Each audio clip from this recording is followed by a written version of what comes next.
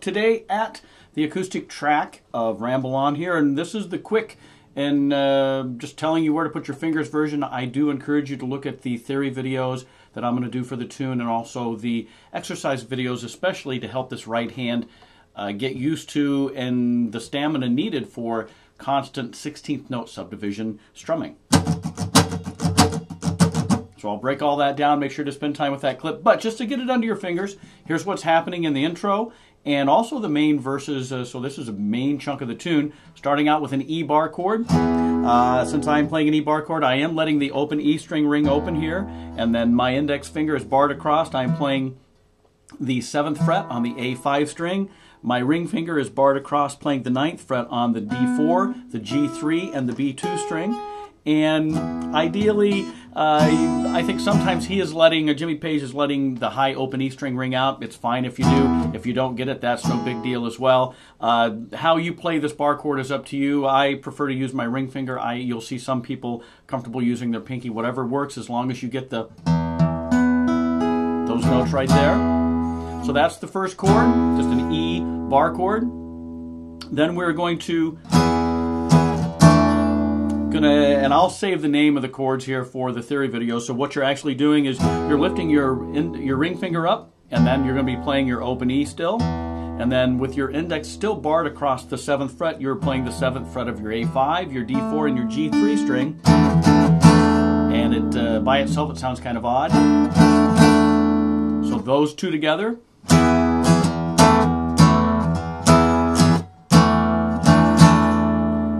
That's setting up the third chord, and that is the shape. And for this chord, you can play the open E, you can mute it. A lot of times I find myself muting it out just to clean this chord up. And what I'm playing, let me get into that. And notice how I bring my thumb up around. I'm treating it more like an open position chord. And what I'm fretting, again, I'm open E string. My ring finger is on the 9th fret of the A5 string. My index finger is fretting the 7th fret of the D4 string. My pinky is up on the 9th fret of my G3 string. And I'm letting the B2 and the E1 string ring open. And it sounds like this, if you do with your low E.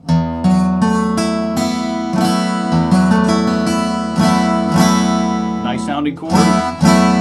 So those three together.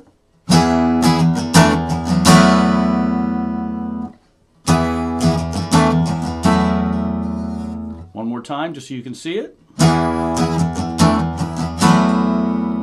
And we're going to go to, from our E series of chords here, we're going to move into the A major chord. And again, I'll fight the urge to talk about theory, but just so we can get these under our fingers, what I'm doing is I'm playing the open A string. I am muting the 5th string up here, or I'm sorry, the 5th fret in that area of the low E6 string. I'm muting him. I'm playing the open A string.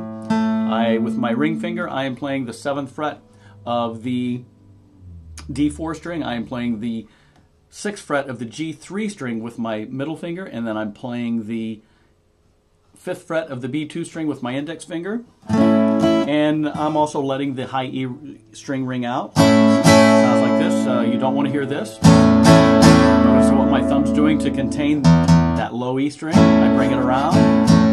And that's just helping, again, with the grip of my left hand up here and keeping the weight supported so I can drop and lift my fingers easily. So that, landing on that A major chord, then you're going to take your freed up pinky here, and we're going to do a sus4 chord. You're going to drop the pinky on the G3 string on the 7th fret right behind the ring finger there, so make sure you've got enough room to get him in there. You might find yourself having to slide your hand back just a little bit.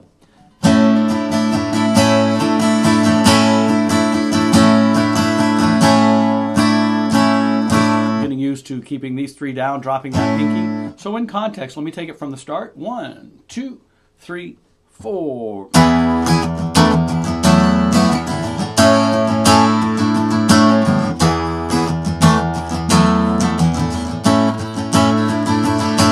So once you do that sus and drop the pinky, I would just go ahead and leave it down. And one thing to mention, I do have, and you'll find in your folder, the actual acoustic track by itself, and it's interesting to listen to, because I think the part, I mean, it's easy to get tied up in all the tablature and whatnot.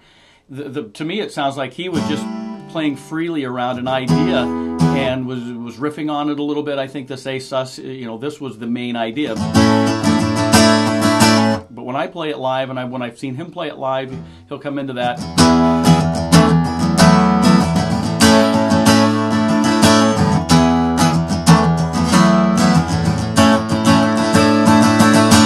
So you can do different syncopations, whatnot, but it's just dropping that pinky down on the G3 string. So join me in the next clip. I'll play that with a metronome, at least to give you an idea where the beat placement is for the 3 chords, and then I'll start adding more of the 16th note strum, and we'll continue on with the acoustic track.